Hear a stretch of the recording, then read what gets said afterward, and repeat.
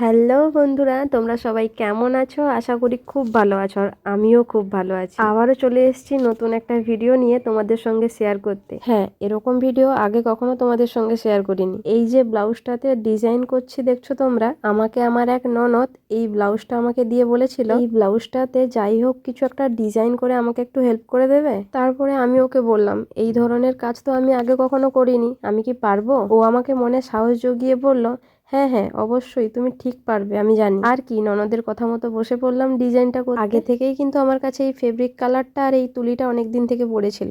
অনেক দিন পর আমার এই দুটো জিনিস কাজে লেগে গেল। তারপর তোমাদের দাদা ভাইকে বললাম আমাকে একটু ভিডিও করে দেবে, এই ভিডিওটা আমি আমার চ্যানেলে আপলোড করব। সত্যি কথা বলতে কি, আমি কিন্তু ছোটবেলা থেকে কোথাও ছবি আঁকা শিখিনি। ছোটবেলা থেকেই কিন্তু এই আঁকাআঁকির কাজগুলো নিজে যতটাই পারি সেটাই করি, কারুর কাছ থেকে হেল্প চাইতে হয় না আমাকে। শুধু এরকম আলপনার ডিজাইন নয়, স্কুল লাইফেও যেরকম প্র্যাকটিক্যাল বা প্রজেক্টে যে ছবিগুলো হয় সেগুলোও কিন্তু আমি আমার নিজেরগুলো নিজেই আঁকতাম। আর অনেক বন্ধু বান্ধবদেরও আমি কিন্তু হেল্প করে দিয়েছি তাদের ছবি এঁকে। আগে তো এই আঁকাআঁকির কাজগুলো কাগজের উপরে করতাম, কিন্তু এই প্রথম ব্লাউজের ওপরে আঁকছি, তাও আবার তুলি আর ফেব্রিক দিয়ে। আর এই ডিজাইনটা কিন্তু মন থেকে এঁকেছি। কেমন হয়েছে তোমরা কিন্তু প্লিজ কমেন্টে জানিও। এখানে তো ডিজাইন করতে করতে তোমাদের দাদাভাই আমাকে কিছু একটা বলেছিল, তাই আমি হেসে ফেলেছিলাম। যারা এই সমস্ত কাজে এক্সপার্ট তারা এই মুহূর্তে যদি কেউ আমার ভিডিওটা দেখে থাকো, প্রথমবার এইরকম একটা কাজ আমি কেমন করেছি সেটা কিন্তু প্লিজ কমেন্টে জানিও। আর কোথাও কিছু ভুল করে ফেললাম নাকি সেটাও কিন্তু জানিও কমেন্টে। হলুদ কালারের ওপরে লাল কালারটা কিন্তু খুব ভালো ফুটেছে।